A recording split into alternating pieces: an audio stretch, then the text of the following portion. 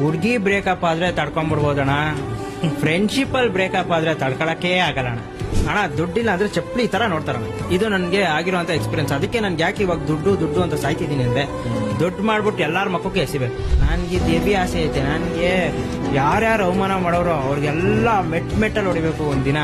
ಅದಕ್ಕೆ ಇಷ್ಟೊಂದು ಕಷ್ಟ ಪಡ್ತಾ ಇದೀನಿ. ನನ್ ಕಂಡ್ರೇನೆ ಆಗಲ್ಲ.